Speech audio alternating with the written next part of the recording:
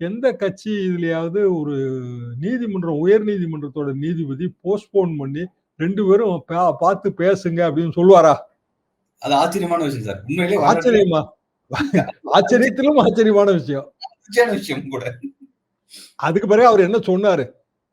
2 பேரும் ஒருத்தர் பார்த்து பேச கூட தயாரா இல்லன்னு நான் புரிஞ்சுக்கிறேன் இல்லையா?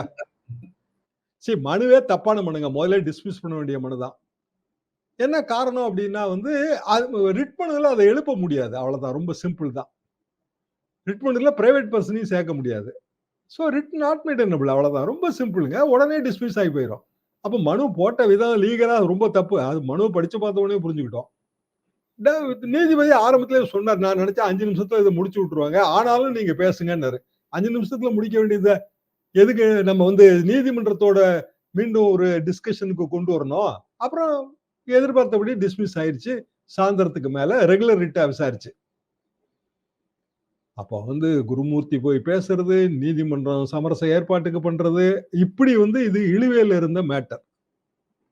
அப்ப இப்போ டாக்டர் பிஜேபி மோடி வந்து கங்கையோட சோழபுரத்துல சொன்ன அட்வைஸ அன்புமணி கேட்கல அப்படின்னா என்ன பிக்சர் உருவாக்க முயற்சிக்கிறாரு? அன்புமணி வந்து அடங்க மாட்டாருங்க, மோடிக்கு அடங்க மாட்டாருங்கிற பிக்சரை உருவாக்க முயற்சிக்கிறார்.